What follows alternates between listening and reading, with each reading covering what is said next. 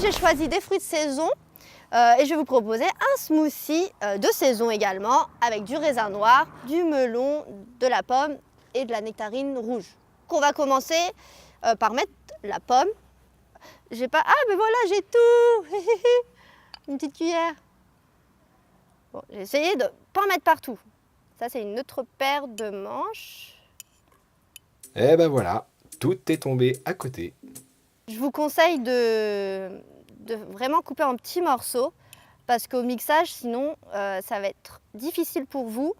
Et puis l'intérêt d'un smoothie, c'est de mettre du fruit. Donc si c'est pour mettre de gros morceaux de pommes et de melon, autant les manger directement. D'ailleurs, dites-moi, vous, votre fruit préféré, c'est quoi? Moi, c'est la cerise. J'adore.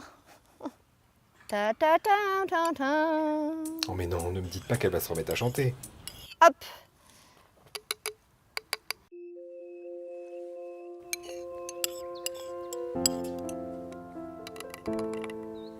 Ça commence à donner quelque chose, hein. C'est joli. J'adore les couleurs. Eh ben forcément, ça va de soi. Si vous avez trop coupé de fruits, n'hésitez pas à vous faire plaisir et à manger le reste, hein. Allez pas encombrer le blender. Vous allez comprendre pourquoi, donc n'oubliez pas ces paroles, sans citer une autre émission. Voilà. Et le melon. Pour les smoothies, prenez des fruits mûrs, parce que sinon, si vous prenez des fruits pas mûrs, vous allez galérer aussi au mixage. Donc voilà, on referme. Ah non, le lait. Oh, sinon, c'est pas un smoothie. Vous pouvez mettre de l'eau, hein, pour ceux qui n'aiment pas le lait. Vous en mettez en fonction de votre envie en fait et surtout de la texture que vous voulez apporter à votre smoothie. Si vous voulez plus épais, vous en mettez plus. Si vous voulez qu'il soit un peu moins épais, vous en mettez moins. C'est un peu comme 1 + 1, ça fait 2. Ah mais là je dis c'est du génie. Et je suis très bien placé pour le savoir. Là, bien sûr, on fait un smoothie parce que c'est la rentrée des glaces.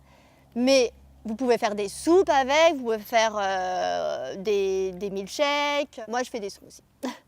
Après, pour l'allumer, en fait, vous voyez en dessous, vous avez un petit bouton. Il faut appuyer 2 fois en fait pour l'allumer et pour mixer. On va y aller. Voilà, vous voyez en fait, il y a beaucoup de fruits et que c'est des petites lames. Il n'arrive pas à tourner parce que du coup, la pomme par exemple qu'on a mis en premier écrase les lames. J'ai trouvé la petite technique. Il faut le pencher horizontalement et là, il mixe. Vous adaptez à votre blender tout simplement. C'est un petit peu la petite contrainte. Bon, après, j'en ai mis énormément là. Ne faites pas comme moi et pensez à en mettre moins.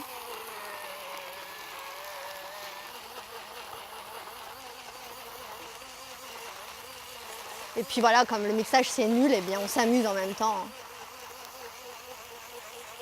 Oh, ça fait comme une abeille. Zizi, j'arrive à te piquer. On arrive au bout, on en voit la couleur. On peut faire une petite danse. Ah, il s'est arrêté. Il n'aime pas la danse.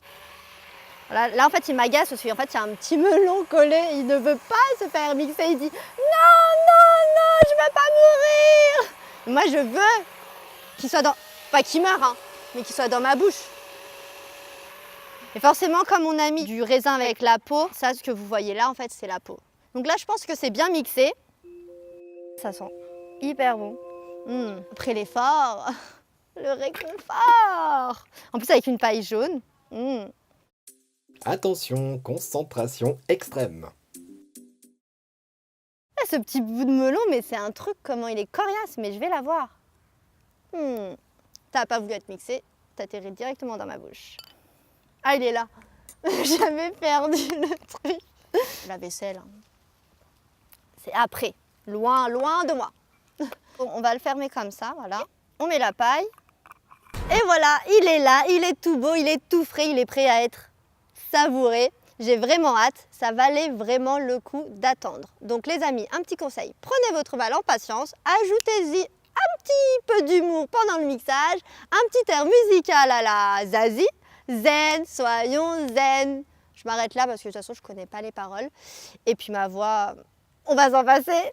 Et un smoothie pour la 2 et un. Non mais t'endors pas trop vite, hein. L'échelle du cœur t'attend. Alors, quelle va être l'humeur de notre drôle de Parisienne sur l'échelle du cœur?